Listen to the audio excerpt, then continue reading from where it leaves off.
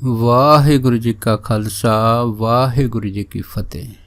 ਗੁਰੂ ਪਿਆਰੇ ਗੁਰੂ ਸਵਾਰੀ ਪਰਮ ਸਤਿਕਾਰਯੋਗ ਸਾਧ ਸੰਗਤ ਜੀਓ, ਅੱਜ ਦਾ ਸੰਤ ਮਹਾਂਪੁਰਖ ਬਾਬਾ ਮਹਾ ਹਰਨਾਮ ਸਿੰਘ ਜੀ ਦੀ ਚੱਲ ਰਹੀ ਲੜੀਵਾਰ ਪ੍ਰਸੰਗ ਕਥਾ ਦੇ ਤਹਿਤ ਉਹਨਾਂ ਦੇ ਅਗਲੇ ਜੀਵਨ ਦਰਸ਼ਨਾਂ ਦੀ ਕੜੀ ਆਪ ਸਾਰੀਆਂ ਸੰਗਤਾਂ ਨਾਲ ਸਾਂਝਾ ਕਰਦਾ ਹੈ। ਦੇਖੋ, ਇੱਕ ਤੁਲਸੀਦਾਸ ਜੀ ਦਾ ਦੋਹਾ ਬੜਾ ਮਸ਼ਹੂਰ ਆ। ਉਸ ਦੋਹੇ ਵਿੱਚ ਤੁਲਸੀਦਾਸ ਜੀ ਲਿਖਦੇ ਆ ਕਿ ਸੁਤਦਾਰਾ ਔਰ ਲక్ష్ਮੀ पापी के भी होए, सुतदारा और लक्ष्मी पापी के भी होए, संत समागम हर कथा तुलसी दुर्लभ दोए। कहते देखो जिहड़ा पापी बंदा ਉਹਦੇ ਘਰ भी कहते पुत्र हो सकदा, इस्तरी हो सकदी, धन दौलत हो सकदी आ, पर संत समागम ते हरि दी कथा ਇਹ ਜਿਹੜੀਆਂ ਦੋ ਚੀਜ਼ਾਂ ਦੁਰਲਭ ਹਨ ਕਿਸੇ ਬਿਰਲੇ ਗੁਰਮੁਖ ਪਿਆਰੇ ਦੇ ਘਰ ਹੁੰਦੀਆਂ। ਇਹੋ ਹੀ ਜਿਹੜੀ ਜੋ ਭੇਦ ਭਰੀ ਗੱਲ ਹੈ, ਇਸ ਨੂੰ ਮਹਾਂਪੁਰਖ ਸੰਸਾਰ ਦੇ ਵਿੱਚ ਪ੍ਰਗਟ ਕਰਦੇ ਆ। ਦੇਖੋ, ਇੱਕ ਪਿੰਡ ਹੈ ਸੀਮਾ। ਇਹ ਜਿਹੜਾ ਸੀਮਾ ਪਿੰਡ ਹੈ ਇਹ ਭੁੱਚੋ ਭਗਤਾ ਸੜਕ ਤੋਂ ਕੋਈ 3 ਕਿਲੋਮੀਟਰ ਦੂਰ ਆ। ਉਸ ਪਿੰਡ ਦੇ ਵਿੱਚ ਇੱਕ ਸੱਜਣ ਰਹਿੰਦੇ ਸੀ ਜਿਨ੍ਹਾਂ ਦਾ ਨਾਂ ਸੀ ਠਾਕਰਾ ਸਿੰਘ। ਇਹ ਜਿਹੜੇ ਠਾਕਰਾ ਸਿੰਘ ਸੀ ਬੜੇ ਗੁਰਮੁਖ ਪਿਆਰੇ ਸੀਗੇ। ਆਏ ਗਏ ਸਾਧ ਸੰਗਤ ਦੀ ਸੇਵਾ ਜਾਂ ਸਾਧੂ ਦੀ ਸੇਵਾ ਦੇ ਵਿੱਚ ਬੜਾ ਯਕੀਨ ਰੱਖਦੇ ਸੀ ਔਰ ਖਾਸ ਕਰਕੇ ਆਗਿਆਕਾਰੀ ਰਹਿੰਦੇ ਸੀ। ਇਸੇ ਹੀ ਘਰ ਦੇ ਵਿੱਚ ਇੱਕ ਚੁਬਾਰਾ ਹੈਗਾ। ਇਸ ਚੁਬਾਰੇ ਵਿੱਚ ਸੰਤ ਮਹਾਂਪੁਰਖ ਬਾਬਾ ਮਹਾ ਹਰਨਾਮ ਸਿੰਘ ਜੀ 2 ਸਾਲ ਇਸ ਚੁਬਾਰੇ ਵਿੱਚ ਰਹੇ ਆ। ਇਹ ਚੁਬਾਰਾ ਅੱਜ ਵੀ ਮੌਜੂਦ ਆ। ਦੇਖੋ, ਇੱਥੇ ਮਹਾਂਪੁਰਖਾਂ ਨੇ ਇਸੇ ਹੀ ਘਰ ਦੇ ਵਿੱਚ 2 ਸਾਲ ਅਖੰਡ ਸਮਾਧੀ ਲਾਈ ਸੀ। ਅਤੇ ਇਹ ਮਹਾਂਪੁਰਖਾਂ ਦੀ ਜਿਹੜੀ ਸੇਵਾ ਸੀ ਇਹਨਾਂ ਦੇ ਟਾਈਮਾਂ ਦੇ ਵਿੱਚ ਇਸੇ ਘਰ ਦੇ ਜਿਹੜੇ ਮਾਲਕ ਆ ਭਾਈ ਠਾਕਰਾ ਸਿੰਘ ਅਤੇ ਉਹਨਾਂ ਦੀ ਘਰਵਾਲੀ ਨੇ ਬਹੁਤ ਪ੍ਰੀਤ ਦੇ ਨਾਲ, ਬੜੇ ਪ੍ਰੇਮ ਅਤੇ ਸ਼ਰਧਾ ਦੇ ਨਾਲ ਕੀਤੀ ਸੀ। ਜਦ ਮਹਾਂਪੁਰਖਾਂ ਨੇ ਇਸ ਚੁਬਾਰੇ ਦੇ ਵਿੱਚ ਆਸਣ ਲਾਇਆ ਸੀਗਾ ਅਤੇ ਇਸ ਪਰਿਵਾਰ ਨੂੰ 3 ਜਿਹੜੇ ਸੀਗੇ ਉਹ ਹਦਾਇਤਾਂ ਦਿੱਤੀਆਂ ਸੀ। 3 ਨਿਯਮ ਜਿਹੜੇ ਸੀ ਦੱਸੇ ਸੀਗੇ। ਪਹਿਲਾਂ ਕੀ ਦੱਸਿਆ ਸੀ? ਕਹਿੰਦੇ ਭਾਈ ਦੇਖੋ, ਚੰਗੀ ਅਤੇ ਮਾੜੀ ਗੱਲ ਜਿਹੜੀ ਨਾ ਕਿਸੇ ਦੇ ਕੋਲੋਂ ਸੁਣਨੀ ਆ ਅਤੇ ਨਾ ਕਿਸੇ ਦੇ ਨਾਲ ਕਰਨੀ ਆ। ਦੂਸਰਾ ਕੀ ਸੀਗਾ? ਕਹਿੰਦੇ ਅਸੀਂ ਦਰਵਾਜ਼ਾ ਜਿਹੜਾ ਚੁਬਾਰੇ ਦਾ ਬੰਦ ਕਰਕੇ ਰੱਖਣਾ। ਜਦੋਂ ਵੀ ਆਉਣਾ ਸਤਨਾਮ ਦਾ ਜਾਂ ਧੰਨ ਗੁਰੂ ਨਾਨਕ ਦੇਵ ਮਹਾਰਾਜ ਦਾ ਆਵਾਜ਼ਾਂ ਮਾਰ ਕੇ ਫਿਰ ਦਰਵਾਜ਼ਾ ਜਿਹੜਾ ਹੈਗਾ ਤੁਸੀਂ ਖੜਕਾਉਣਾ ਹੈ। ਅਗਰ ਅਸੀਂ ਉੱਠ ਗਏ ਤਾਂ ਠੀਕ ਹੈ, ਜੇ ਅਸੀਂ ਨਾ ਉੱਠੇ ਤੁਸੀਂ ਸਾਡਾ ਇੰਤਜ਼ਾਰ ਨਹੀਂ ਕਰਨਾ ਹੈਗਾ, ਚੁੱਪ ਕਰਕੇ ਥੱਲੇ ਉਤਰ ਜਾਣਾ ਅਤੇ ਜਦੋਂ ਸਾਡਾ ਚਿੱਤ ਕਰੂਗਾ ਅਸੀਂ ਆਪੇ ਦਰਵਾਜ਼ਾ ਖੋਲ੍ਹ ਦੇਣਾ ਉਸ ਚੁਬਾਰੇ ਦਾ। ਤੀਸਰਾ ਬਚਨ ਜਿਹੜਾ ਭੋਜਨ ਦਾ ਸੀਗਾ ਮਹਾਂਪੁਰਖਾਂ ਨੇ ਕੀਤਾ ਸੀਗਾ ਉਹਨਾਂ ਟਾਈਮਾਂ ਦੇ ਵਿੱਚ ਭਾਈ ਠਾਕਰਾ ਸਿੰਘ ਹੋਣਾ ਦੇ ਨਾਲ ਕਿ ਭਾਈ 1 ਮੁੱਠੀ ਆਟੇ ਦੀ ਲਾ ਲੈਣੀ ਆ। ਉਸ ਮੁੱਠੀ ਨੂੰ ਖੰਡ ਪਾ ਕੇ, ਚੀਨੀ ਪਾ ਕੇ ਪਾਣੀ ਦੇ ਵਿੱਚ ਉਹ ਮਿੱਠੇ ਪਾਣੀ ਦੇ ਨਾਲ ਉਹ ਆਟਾ ਗੁੰਨਣਾ ਹੈ ਅਤੇ ਉਹਦਾ ਇੱਕ ਦੇਸੀ ਘੀ ਦਾ ਪਰੌਠਾ ਲਿਆ ਕੇ ਕਹਿੰਦੇ ਰੱਖ ਦੇਣਾ ਸਾਡੇ ਕੋਲ। ਜਦ ਸਾਡਾ ਚਿੱਤ ਕਰੂਗਾ ਅਸੀਂ ਛਕ ਲਵਾਂਗੇ। ਬਸ ਇਹ ਜਿਹੜੇ 3 ਕਾਨੂੰਨ ਸੀ ਜਾਂ ਨਿਯਮ ਸੀ ਮਹਾਂਪੁਰਖਾਂ ਨੇ ਉਸ ਪਰਿਵਾਰ ਨੂੰ ਦੱਸਿਆ ਸੀਗਾ। ਦੇਖੋ, ਉਹਨਾਂ ਦੇ 3 ਬਚਨਾਂ ਦਾ ਸਦਕਾ ਉਹ ਪਰਿਵਾਰ ਜਿਹੜਾ ਸੀਗਾ ਲਗਾਤਾਰ ਜਿਹੜਾ ਸੀਗਾ ਉਹ ਸੇਵਾ ਕਰਦਾ ਆ ਰਿਹਾ ਸੀਗਾ। ਇੱਕ ਵਾਰ ਕੀ ਹੋਇਆ ਕਿ ਇਹ ਜਿਹੜਾ ਭਾਈ ਠਾਕਰਾ ਸਿੰਘ ਆ 2-4 ਦਿਨ ਵਾਸਤੇ ਬਾਹਰ ਗਏ ਅਤੇ ਮਹਾਂਪੁਰਖਾਂ ਨੇ ਆਵਾਜ਼ਾਂ ਮਾਰਿਆ ਕਿ ਕਹਿੰਦੇ ਭਾਈ ਅਸੀਂ ਦੁੱਧ ਛਕਣਾ ਹੈ। ਦੇਖੋ, ਠਾਕਰੇ ਦੀ ਘਰ ਵਾਲੀ ਜਦ ਦੁੱਧ ਲੈ ਕੇ ਗਈ ਉਸ ਟਾਈਮ ਸੰਤ ਮਹਾਂਪੁਰਖ ਬਾਬਾ ਮਹਾ ਹਰਨਾਮ ਸਿੰਘ ਹੁਣੇ ਜਿਹੜੇ ਆਪਣਾ ਮੰਜਾ ਸੀਗਾ ਚੁਬਾਰੇ ਦੇ ਉੱਤੇ ਉਹਦੇ ਕੋਲ ਜਿਹੜੇ ਸੀਗੇ ਉਹ ਖੜ੍ਹੇ ਸੀਗੇ ਅੰਤਰ ਧਿਆਨ ਹੋ ਕੇ। ਸੋ ਦੇਖੋ, ਭਾਈ ਠਾਕਰੇ ਜੀ ਦੀ ਘਰਵਾਲੀ ਕੋਲ ਲਿਆ ਕੇ ਦੁੱਧ ਰੱਖ ਕੇ ਤਾਂ ਮੱਥਾ ਟੇਕ ਕੇ ਚਲੀ ਗਈ। ਜਦ ਮੱਥਾ ਟੇਕ ਕੇ ਜਾ ਗਈ ਦੂਏ ਦਿਨ ਫਿਰ ਦੁੱਧ ਲੈ ਕੇ ਗਈ ਨੇਮ ਅਨੁਸਾਰ, ਅਤੇ ਜਦ ਨੇਮ ਅਨੁਸਾਰ ਦੁੱਧ ਲੈ ਕੇ ਗਈ, ਜਦ ਮੱਥਾ ਟੇਕ ਕੇ ਦੁੱਧ ਰੱਖਿਆ ਤਾਂ ਮਹਾਂਪੁਰਖ ਕਹਿੰਦੇ ਵੀ ਅਸੀਂ ਅਜੇ ਦੁੱਧ ਛਕਣਾ ਹੈ। ਜਦੋਂ ਇੰਨੀ ਗੱਲ ਕਹੀ ਤਾਂ ਉਹ ਕਹਿਣ ਲੱਗੀ ਵੀ ਆਹ ਜਿਹੜਾ ਦੁੱਧ ਹੈਗਾ ਇਹ ਮੈਂ ਤਾਜ਼ਾ ਚੋ ਕੇ ਲਿਆਈ ਹਾਂ। ਅਤੇ ਮਹਾਂਪੁਰਖ ਕਹਿੰਦੇ ਜਿਹੜਾ ਕੱਲ੍ਹ ਵਾਲਾ ਪਿਆ ਸੀ ਉਹਦੀ ਗੱਲ ਕਰਦੇ ਹਾਂ ਕਿ ਅਸੀਂ ਉਹ ਦੁੱਧ ਛਕਣਾ। ਉਹ ਕਹਿਣ ਲੱਗੇ ਜੀ ਜਿਹੜਾ ਕੱਲ੍ਹ ਦਾ ਦੁੱਧ ਉੱਦਾਂ ਹੀ ਪਿਆ ਹੈਗਾ ਉਹ ਤਾਂ ਖਰਾਬ ਹੋ ਗਿਆ ਹੋਣਾ। ਮਹਾਂਪੁਰਖ ਕਹਿੰਦੇ ਨਹੀਂ ਭਾਈ, ਇਹ ਖਰਾਬ ਨਹੀਂ ਹੋਇਆ, ਜਿੱਦਾਂ ਦਾ ਹੈਗਾ ਉੱਦਾਂ ਦਾ ਹੀ ਜਿਹੜਾ ਹੈਗਾ ਉਹ ਪਿਆ ਹੈਗਾ। ਅਤੇ ਜਦ ਠਾਕਰੇ ਦੀ ਘਰਵਾਲੀ ਨੇ ਦੁੱਧ ਦੇਖਿਆ ਸੀ ਮਹਾਂਪੁਰਖਾਂ ਦਾ ਤਾਂ ਬਿਲਕੁਲ ਤਾਜ਼ਾ ਗਰਮ ਸੀਗਾ। ਇੱਕ ਤਾਂ ਇਹ ਜਿਹੜਾ ਕੌਤਕ ਸੀਗਾ ਠਾਕਰੇ ਦੀ ਘਰਵਾਲੀ ਦੇ ਨਾਲ ਉਸ ਚੁਬਾਰੇ ਦੇ ਵਿੱਚ ਪਹਿਲੀ ਵਾਰ ਹੋਇਆ। ਫਿਰ ਕੀ ਸੀਗਾ ਕਿ ਠਾਕਰੇ ਦੀ ਜਿਹੜੀ ਘਰਵਾਲੀ ਸੀ ਮਹਾਂਪੁਰਖਾਂ ਜਿਹੜਾ ਤੀਸਰਾ ਬਚਨ ਸੀਗਾ ਭੋਜਨ ਵਾਲਾ ਕਿ ਦੇਸੀ ਘੀ ਦਾ ਮਿੱਠਾ ਪ੍ਰਸ਼ਾਦਾ ਬਣਾ ਕੇ ਲਿਆਉਣਾ। ਉਹਦੇ ਨੂੰ ਪ੍ਰਸ਼ਾਦਾ ਬਣਾ ਕੇ ਤਾਂ ਲੈ ਕੇ ਆਈ ਉੱਪਰ ਪਰੌਠਾ, ਪਰ ਹਜੇ ਅੰਦਰ ਬਣ ਲੱਗੀ ਅਤੇ ਮਹਾਂਪੁਰਖ ਜਿਹੜੇ ਸੀਗੇ ਉਹ ਉਹਨੂੰ ਕਹਿਣ ਲੱਗੇ, ਕਹਿੰਦੇ ਬੀਬਾ ਅੱਜ ਤੂੰ ਪਰੌਠੇ ਦੇ ਵਿੱਚ ਲੱਗਦਾ ਖੰਡ ਨਹੀਂ ਪਾਈ। ਜਦ ਇੰਨੀ ਗੱਲ ਹੋਈ ਉਹ ਹੈਰਾਨ ਹੋ ਗਈ ਕਿ ਮਹਾਂਪੁਰਖਾਂ ਨੂੰ ਕਿਵੇਂ ਪਤਾ ਲੱਗ ਗਿਆ ਕਿ ਮੈਂ ਪਰੌਠੇ 'ਚ ਖੰਡ ਨਹੀਂ ਪਾਈ। ਅਤੇ ਉਹ ਜਿਹੜੀ ਸੀਗੀ ਕਹਿਣ ਲੱਗੀ ਮਹਾਂਪੁਰਖ ਕੋਲ ਸ਼ਾਇਦ ਲੱਗਦਾ ਮੈਨੂੰ ਚੇਤਾ ਭੁੱਲ ਗਿਆ ਅਤੇ ਮੈਂ ਥੱਲਿਓਂ ਜਾ ਕੇ ਖੰਡ ਲੈ ਕੇ ਆਉਂਦੀ ਹਾਂ। ਦੇਖੋ ਜਦ ਇੰਨੀ ਗੱਲ ਹੋਈ ਤਾਂ ਮਹਾਂਪੁਰਖ ਕਹਿਣ ਲੱਗੇ ਕੋਈ ਗੱਲ ਨਹੀਂ, ਖੰਡ ਲਿਆਉਣ ਦੀ ਕੋਈ ਲੋੜ ਨਹੀਂ, ਖੰਡ ਦਾ ਕੋਈ ਨਾ ਕੋਈ ਬੰਦੋਬਸਤ ਅਸੀਂ ਕਰ ਲੈਂਦੇ ਹਾਂ। ਪਰ ਠਾਕਰੇ ਦੀ ਘਰ ਵਾਲੀ ਜਦ ਥੱਲੇ ਉਤਰੀ, ਉਹਨੇ ਆਪਣੇ ਘਰ ਵਾਲੇ ਨੂੰ ਦੱਸਿਆ ਬਈ ਮੈਨੂੰ ਅੱਜ ਖੰਡ ਦਾ ਜਿਹੜਾ ਹੈ ਚੇਤਾ ਭੁੱਲ ਗਿਆ ਪਰੌਠੇ 'ਚ ਪਾਉਣ ਦਾ, ਕਿਉਂਕਿ ਮਹਾਂਪੁਰਖ ਮਿੱਠਾ ਪਰ ਜਿਹੜਾ ਪਰੌਠਾ ਰੋਜ਼ ਦੇਸੀ ਘੇ ਦਾ ਛਕਦੇ ਆ।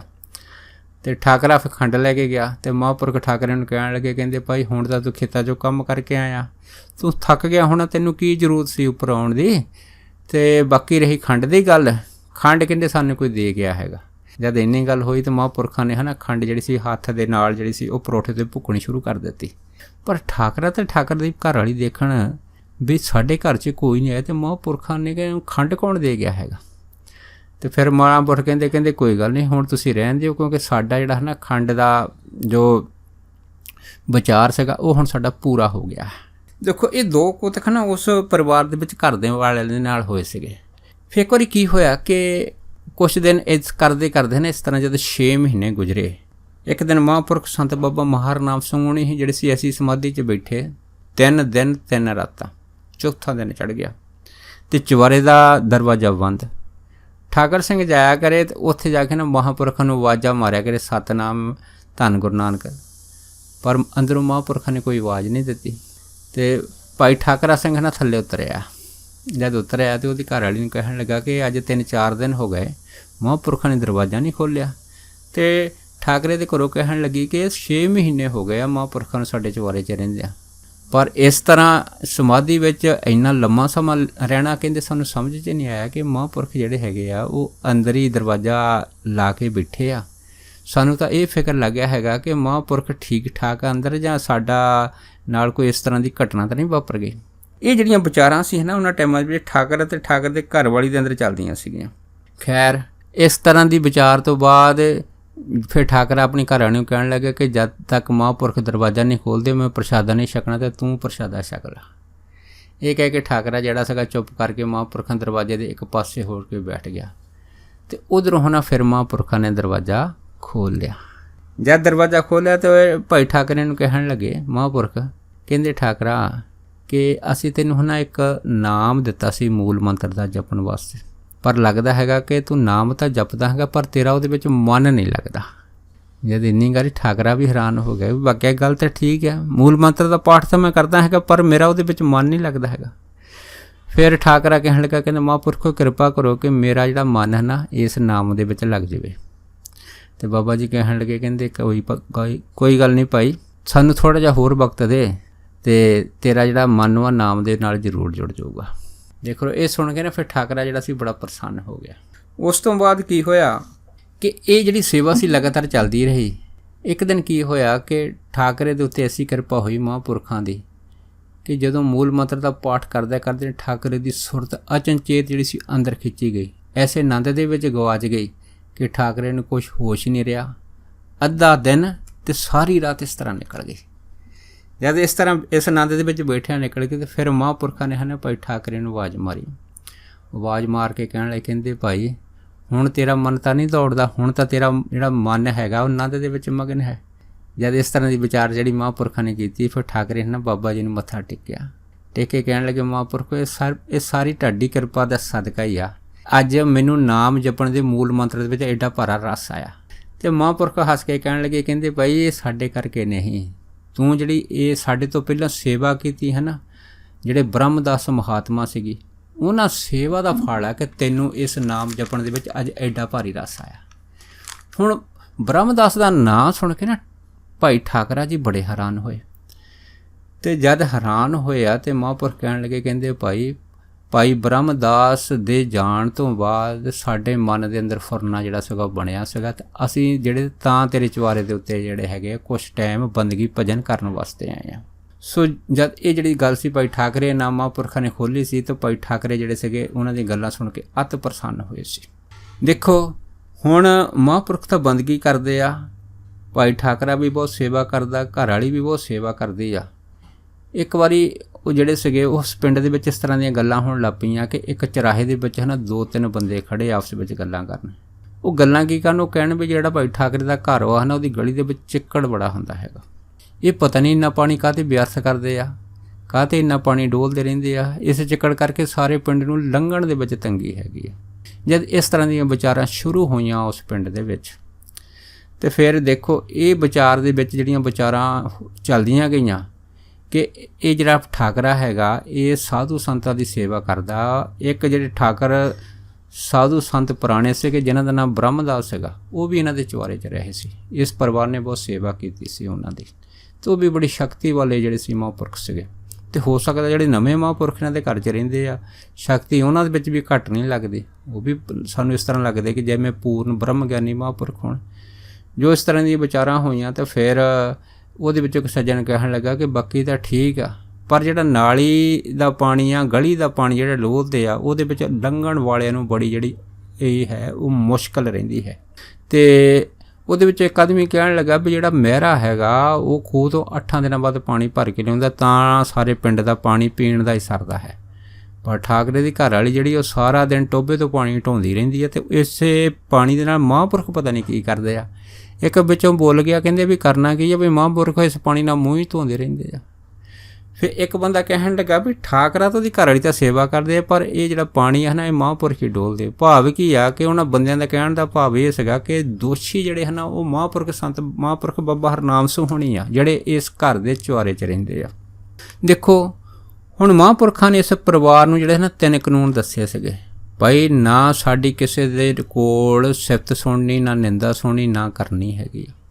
ਦੂਸਰਾ ਜਿਹੜਾ ਬਚਨ ਸੀ ਇਸ ਪਰਿਵਾਰ ਨੂੰ ਜਿਹੜਾ ਸੀਗਾ ਉਹਨਾਂ ਮਹਾਂਪੁਰਖਾਂ ਨੇ ਦਿੱਤਾ ਸੀਗਾ, ਕਹਿੰਦੇ ਭਾਈ ਕਿ ਆਹ ਜਿਹੜਾ ਪ੍ਰਸ਼ਾਦਾ ਹੈਗਾ ਤੁਸੀਂ ਸਾਨੂੰ ਇਸ ਤਰ੍ਹਾਂ ਦਾ ਪਰੌਠਾ ਇਹ ਦੇਣਾ ਹੈਗਾ। ਅਤੇ ਤੀਸਰਾ ਜਿਹੜਾ ਬਚਨ ਸੀਗਾ ਮਹਾਂਪੁਰਖਾਂ ਦਾ ਇਸ ਪਰਿਵਾਰ ਦੇ ਨਾਲ ਉਹ ਇਹੋ ਹੀ ਸੀਗਾ ਕਿ ਜਦੋਂ ਵੀ ਆਵਾਜ਼ਾਂ ਦੇਣਾ ਸਤਿਨਾਮ ਕਹਿਣਾ ਜਾਂ ਧੰਨ ਗੁਰੂ ਨਾਨਕ ਕਹਿਣਾ। ਜੇ ਅਸੀਂ ਕੁੰਡਾ ਖੋਲ੍ਹਦਾ ਠੀਕ ਹੈ, ਨਹੀਂ ਤਾਂ ਨਾ ਸੀ। ਪਰ ਪਿੰਡ ਵਾਲੇ ਦੀਆਂ ਜਿਹੜੀਆਂ ਗੱਲਾਂ ਸੀਗੀਆਂ ਉਹਨਾਂ ਗੱਲਾਂ ਦਾ ਇਸ ਪਰਿਵਾਰ ਨੇ ਕੋਈ ਵੀ ਜਿਹੜੀ ਪਰਵਾਹ ਨਹੀਂ ਕੀਤੀ। ਜਿਹੜੇ ਬਾਬਾ ਜੀ ਸੀਗੇ ਉਹ ਨਾ ਸਵੇਰ ਸ਼ਾਮ ਜਾਂ ਕਿਤੇ ਰਾਤ ਨੂੰ ਕਿਤੇ ਕਿਤੇ ਚੁਬਾਰੇ ਤੋਂ ਬਾਹਰ ਨਿਕਲਦੇ ਹੁੰਦੇ ਸੀਗੇ, ਅਤੇ ਫਿਰ ਆ ਕੇ ਵਾਪਸ ਆ ਜਾਂਦੇ ਸੀ। ਪਰ ਨਿਕਲਦੇ ਉਦੋਂ ਸੀਗੇ ਜਦੋਂ ਕੋਈ ਬਾਹਰ ਪਿੰਡ ਦਾ ਬੰਦਾ ਨਹੀਂ ਸੀ ਹੁੰਦਾ, ਕਿਸੇ ਦੇ ਕੋਲ ਖੜ੍ਹਦੇ ਨਹੀਂ ਸੀ, ਨਾ ਕਿਸੇ ਵੱਲ ਜਾਂਦੇ ਸੀਗੇ। ਅਤੇ ਲੋਕੀ ਜਿਹੜੇ ਸੀਗੇ ਕੋਈ ਦੂਰੋਂ ਦੇਖਦਾ ਸੀ ਨਾ ਚੁੱਪ ਚਪੀਤਾ ਮਹਾਂਪੁਰਖਾਂ ਦੇਖਦਾ ਸੀਗਾ, ਪਰ ਕਿਸੇ ਦੀ ਜ਼ਰੂਰਤ ਨਹੀਂ ਸੀ ਪੈਂਦੀ ਕਿ ਸੰਤ ਮਹਾਂਪੁਰਖ ਬਾਬਾ ਹਰਨਾਮ ਸਿੰਘਾਂ ਕੋ ਆ ਜਾਈਏ। ਪਰ ਜਦੋਂ ਪਿੰਡ ਦੇ ਸੱਥਾਂ ਦੇ ਵਿੱਚ ਇਸ ਤਰ੍ਹਾਂ ਦੀ ਗੱਲ ਹੋਈ ਅਤੇ ਇਹ ਜਿਹੜੇ ਲੋਕੀ ਸੀਗੇ ਬਾਬਾ ਜੀ ਦੇ ਖਿਲਾਫ ਜਦ ਗੱਲਾਂ ਕਰਨ ਲੱਗੇ, ਇੱਕ ਸੱਜਣ ਆ ਗਿਆ, ਉਹ ਇਹਨਾਂ ਬੰਦਿਆਂ ਨੂੰ ਕਹਿਣ ਲੱਗਾ ਵੀ ਕੀ ਗੱਲਾਂ ਕਰਦੇ ਆ। ਇਹ ਕਹਿਣ ਲੱਗੇ ਵੀ ਜਿਹੜਾ ਨਵਾਂ ਸੰਤ ਆਇਆ ਹੈ ਨਾ ਉਹ ਗਲੀ 'ਚ ਪਾਣੀ ਬੜਾ ਡੋਲਦਾ ਹੈਗਾ। ਜਦ ਇੰਨੀ ਗੱਲ ਉਹ ਸੱਜਣ ਕਹਿਣ ਲੱਗੇ ਵੀ ਪਾਣੀ ਨਾਲ ਤੁਹਾਨੂੰ ਕੀ ਇਤਰਾਜ਼ ਹੈਗਾ, ਪਾਣੀ ਜ਼ਮੀਨ ਦੇ ਵਿੱਚੋਂ ਹੀ ਆਉਂਦਾ ਹੈਗਾ, ਤਾਂ ਪਾਣੀ ਜ਼ਮੀਨ ਦੇ ਉੱਤੇ ਡੋਲਣਾ ਹੈਗਾ, ਉਸ ਸਮਾਨ 'ਤੇ ਤਾਂ ਡੋਲਣ ਨੂੰ ਰਹੇ। ਜਦ ਇਸ ਤਰ੍ਹਾਂ ਦੀਆਂ ਵਿਚਾਰਾਂ ਚੱਲੀਆਂ ਤਾਂ ਫਿਰ ਉਹ ਸੱਜਣ ਨੇ ਕਿਹਾ ਸੀਗਾ ਵੀ ਦੇਖੋ ਭਾਈ ਇਹ ਜਿਹੜੇ ਬ੍ਰਹਮਦਾਸ ਪਹਿਲੇ ਮਹਾਂਪੁਰਖ ਇਸ ਪਰਿਵਾਰ ਦੇ ਕੋਲ ਰਹੇ ਆ, ਉਹਨਾਂ ਉੱਤੇ ਵੀ ਪਹਿਲਾਂ ਇਲਜ਼ਾਮ ਲੱਗੇ ਸੀਗੇ। ਅਤੇ ਦੇਖੋ ਜਿਨ੍ਹਾਂ ਨੇ ਇਲਜ਼ਾਮ ਉਹਨਾਂ ਮਹਾਂਪੁਰਖਾਂ 'ਤੇ ਲਾਏ ਸੀ ਉਹਨਾਂ ਦੀ ਹਾਲਤ ਦੇਖੋ ਕਿਹੋ ਜਿਹੀ ਹੋਈ ਆ। ਅਤੇ ਉਸ ਬੰਦੇ ਨੇ ਇਹ ਵੀ ਕਿਹਾ ਸੀਗਾ ਕਿ ਇਹ ਸਾਡੇ ਪਿੰਡ ਦਾ ਜਿਹੜਾ ਹੈ ਨਾ ਇੱਕ ਲੰਬੜਦਾਰ ਜਿਹਦਾ ਨਾਂ ਸੀ ਦੇਵਾ ਸਿੰਘ, ਇਹਦੇ ਸਹੁਰੇ ਹੈਗੇ ਸਰੀਏ ਪਿੰਡ। ਇਹ ਮਹਾਂਪੁਰਖ ਪਹਿਲੇ ਸਰੀਏ ਪਿੰਡ ਗਏ ਸੀਗੇ, ਉੱਥੋਂ ਹੁਣ ਇਹ ਲੰਬੜਦਾਰ ਜਿਹੜਾ ਸੀਗਾ ਭਾਈ ਦੇਵਾ ਸਿੰਘ ਇਹਨੂੰ ਲੈ ਕੇ ਮਹਾਂਪੁਰਖਾਂ ਨੂੰ ਇਹਨੇ ਜਾ ਕੇ ਭਾਈ ਠਾਕਰੇ ਦੇ ਘਰ ਜਿਹੜੇ ਸੀ ਸੰਤ ਕੁਛ ਟਾਈਮ ਵਾਸਤੇ ਬਿਠਾ ਦਿੱਤੇ ਸੀਗੇ। ਅਤੇ ਕਿਉਂ ਭਾਈ ਦੇਵਾ ਸਿੰਘ ਦੇ ਜਿਹੜੇ ਸਹੁਰੇ ਆ ਉਹ ਸਰਈਏ ਪਿੰਡ ਸੀ, ਅਤੇ ਭਾਈ ਦੇਵਾ ਸਿੰਘ ਨੂੰ ਪਤਾ ਹੈਗਾ ਵੀ ਉਸ ਪਿੰਡ ਦੇ ਵਿੱਚ ਜਿਹੜੇ ਸੀਗੇ ਮਹਾਂਪੁਰਖਾਂ ਦੇ ਨਾਲ ਕਿਸੇ ਨੇ ਜਦ ਮਖੌਲ ਕੀਤਾ ਸੀ ਉਸ ਪਿੰਡ ਦਾ ਹਸ਼ਰ ਕੀ ਹੋਇਆ ਸੀਗਾ। ਇਹ ਸੁਣ ਕੇ ਨਾ ਫਿਰ ਬਾਕੀ ਜਿਹੜੇ ਸੀ ਸਾਰੇ ਚੁੱਪ ਕਰ ਗਏ। ਉਹਦੇ ਵਿੱਚ ਉਸੇ ਨੇ ਕਿਹਾ ਸੀਗਾ ਕਿ ਜਿਹੜੇ ਪਹਿਲੇ ਮਹਾਂਪੁਰਖ ਭਾਈ ਠਾਕਰੇ ਦੇ ਘਰ ਰਹਿੰਦੇ ਸੀਗੇ ਬ੍ਰਹਮਦਾਸ ਜੀ, ਦੇਖੋ ਜਦ ਬ੍ਰਹਮਦਾਸ ਜੀ ਨੂੰ ਇਸ ਪਿੰਡ 'ਚੋਂ ਕੱਢਣ ਵਾਸਤੇ ਉਹਨਾਂ ਟਾਈਮਾਂ ਦੇ ਵਿੱਚ ਇਸੇ ਹੀ ਪਿੰਡ ਦੇ ਇੱਕ ਸੰਤ ਸੀਗੇ ਭਾਈ ਭੂਪ ਸਿੰਘ, ਇਹਨਾਂ ਸੰਤਾਂ ਨੂੰ ਅਕਸਾਇਆ ਸੀਗਾ ਪਰ ਭਾਈ ਭੂਪ ਸਿੰਘ ਮਹਾਂਪੁਰਖ ਨੇ ਕਿਹਾ ਸੀਗਾ ਕਿ ਇਹ ਮਹਾਂਪੁਰਖ ਜੋ ਵੀ ਕੰਮ ਕਰਦੇ ਹਨ ਬਿਲਕੁਲ ਸਹੀ ਕਰਦੇ ਆ। ਅਤੇ ਪਰ ਇਹਨਾਂ ਪਿੰਡ ਦੇ ਬੰਦੇ ਜਿਹੜੇ ਈਰਖਾਬਾਜ਼ੀ ਕਰਦੇ ਸੀ ਉਹਦੇ ਵਿੱਚੋਂ ਸੀਗਾ ਇੱਕ ਹਕੂਮਤ ਸਿੰਘ, ਉਹਨੇ ਕਿਹਾ ਸੀਗਾ ਕਿ ਮੈਂ ਹਨ ਜਿਹੜੇ ਬ੍ਰਹਮਦਾਸ ਮਹਾਂਪੁਰਖ ਉਹਨਾਂ ਨੂੰ ਇਸ ਪਿੰਡ 'ਚੋਂ ਬਾਹਰ ਕੱਢ ਕੇ ਹੀ ਹਟੂੰਗਾ। ਅਤੇ ਉਹਨੇ ਕੀ ਕੀਤਾ ਸੀਗਾ ਕਿ ਆਪਣੀ ਰਫਲ ਚੱਕ ਲਈ ਸੀ ਅਤੇ ਮਨ 'ਚ ਇਹ ਸੋਚਿਆ ਕਿ ਜਿੱਥੇ ਨਾ ਬ੍ਰਹਮਦਾਸ ਕੁਟੀਆ 'ਚ ਰਹਿੰਦੇ ਹੈਗੇ, ਜਦ ਉੱਥੋਂ ਬਾਹਰ ਆਉਣਗੇ ਨਾ ਮੈਂ ਇਹਨਾਂ 'ਤੇ ਗੋਲੀ ਚਲਾ ਲਓ। ਦੇਖੋ ਜਦੋਂ ਹਕੂਮਤ ਸਿੰਘ ਨੇ ਆਪਣੀ ਰਫਲ ਲੈ ਕੇ ਜਦ ਸੰਤ ਬਾਹਰ ਨਿਸ਼ਾਨਾ ਖਿੱਚਿਆ ਅਤੇ ਉਹਨੂੰ ਦਿਸਣੋਂ ਬੰਦ ਹੋ ਗਿਆ ਸੀਗਾ। ਜਦ ਰਫਲ ਥੱਲੇ ਕੀਤੀ ਤਾਂ ਅੱਖਾਂ 'ਚ ਰੋਸ਼ਨੀ ਆ ਗਈ, ਦੂਸਰੀ ਵਾਰ ਫੇਰ ਰਫਲ ਦਾ ਨਿਸ਼ਾਨਾ ਬੰਨਿਆ ਅਤੇ ਫੇਰ ਮੋਰੇ ਹਨੇਰਾ ਆ ਗਿਆ। ਪਰ ਇਸ ਤਰ੍ਹਾਂ ਹੀ ਕਰਦੇ ਕਰਦੇ ਜਦ ਮਹਾਂਪੁਰਖ ਬਾਬਾ ਬ੍ਰਹਮਦਾਸ ਜੀ ਉਹਨਾਂ ਦੇ ਕੋਲ ਆਏ, ਉਹਨਾਂ ਨੂੰ ਕਹਿਣ ਲੱਗੇ, ਕਹਿੰਦੇ ਦੇਖ ਭਾਈ ਅੱਗੇ ਤਾਂ ਪਿੰਡ ਦੇ ਨਾਲ ਸਾਡੀਆਂ ਝੂਠੀਆਂ ਗੱਲਾਂ ਕੀਤੀਆਂ, ਸਾਡੇ 'ਤੇ ਦੋਸ਼ ਲਾਏ, ਤੇਰੇ ਮਨ ਦੀ ਤਸੱਲੀ ਨਹੀਂ ਹੋਈ, ਤੇ ਹੁਣ ਤੂੰ ਸਾਡੇ 'ਤੇ ਗੋਲੀ ਚਲਾਉਣ ਲੱਗਾ ਹੈਗਾ।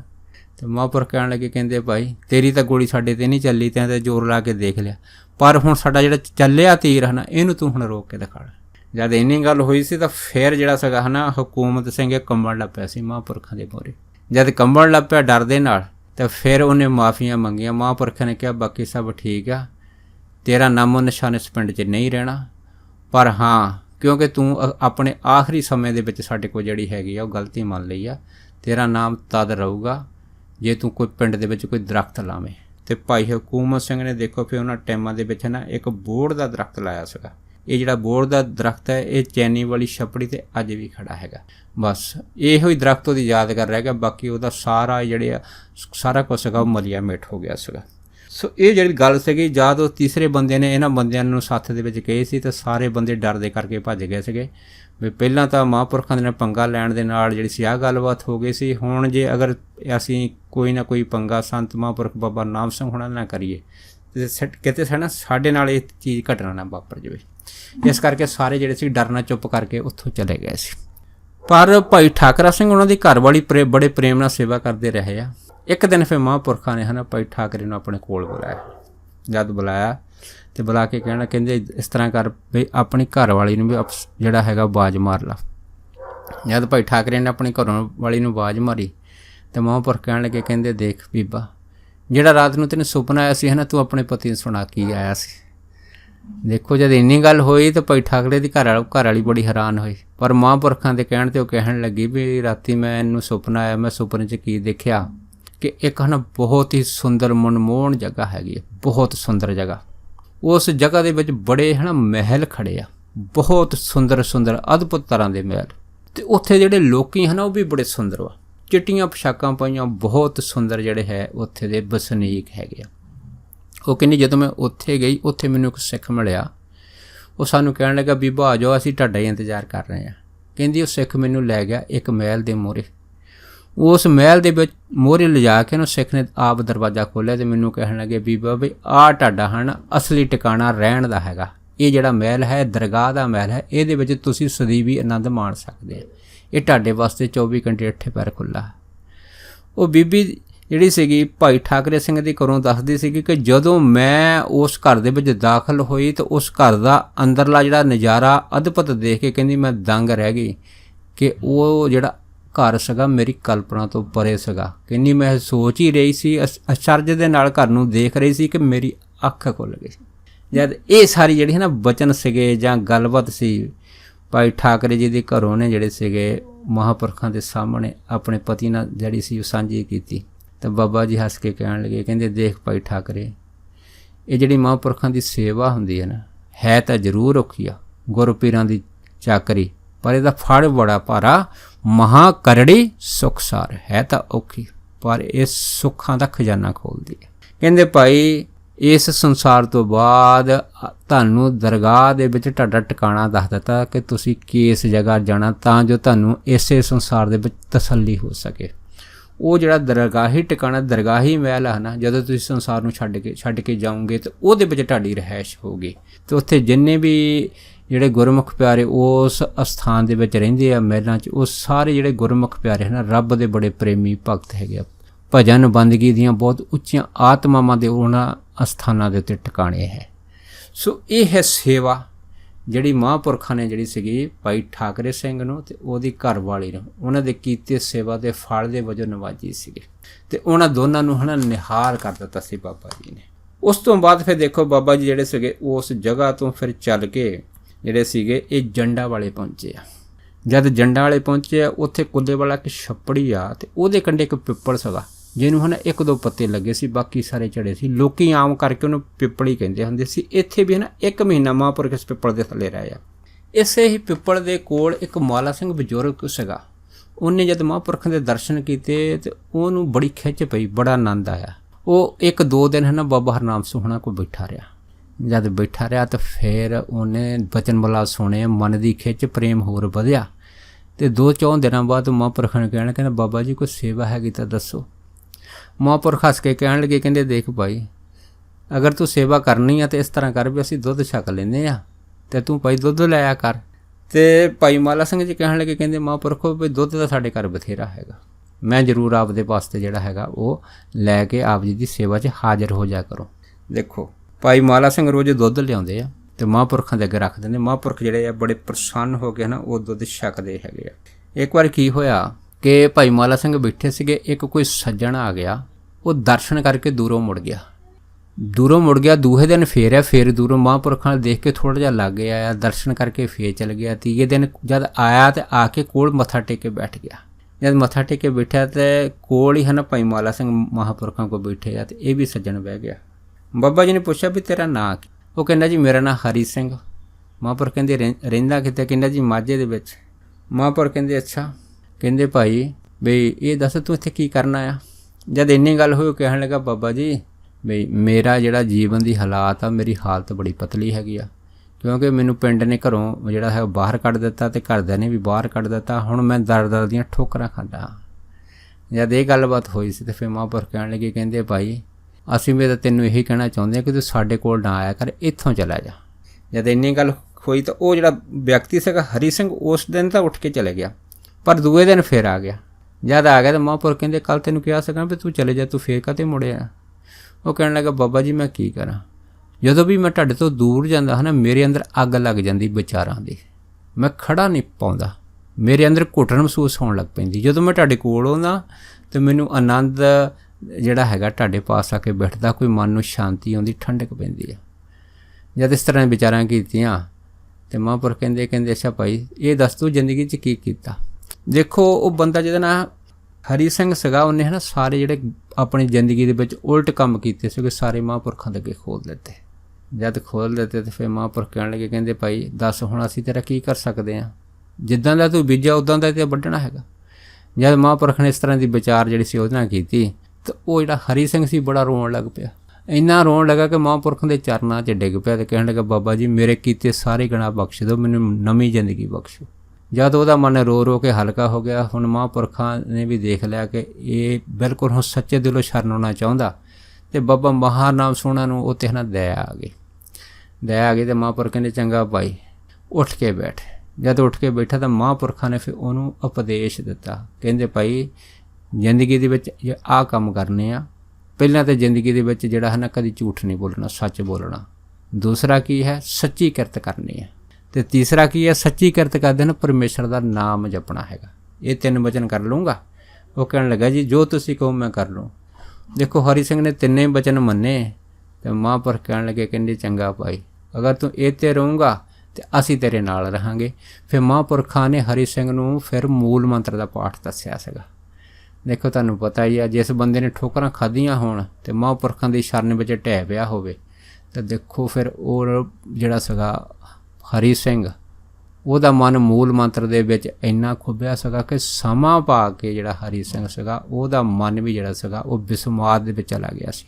ਇੱਕ ਚੋਰ ਤੋਂ ਸੰਤ ਬਣ ਗਿਆ ਸੀਗਾ। ਇਹ ਮਹਾਂਪੁਰਖਾਂ ਦੀ ਐਸੀ ਮਿਹਰ ਦ੍ਰਿਸ਼ਟੀ ਦਾ ਕਾਰਨਾਮਾ ਹੈ।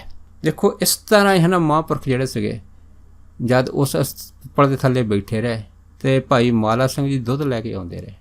ਜਦ ਮਹੀਨਾ ਹੋ ਗਿਆ ਤਾਂ ਬਾਬਾ ਜੀ ਨੇ ਭਾਈ ਮਾਲਾ ਸਿੰਘ ਨੂੰ ਪੁੱਛਿਆ, ਕਹਿੰਦੇ ਮਾਲਾ ਸਿੰਘ ਕੋਈ ਇੱਛਾ ਹੈਗੀ ਤਾਂ ਮੰਗ ਲੈ। ਜਦ ਇੰਨੀ ਗੱਲ ਹੋਈ ਤਾਂ ਮਾਲਾ ਸਿੰਘ ਕੁਛ ਨਹੀਂ ਬੋਲਿਆ।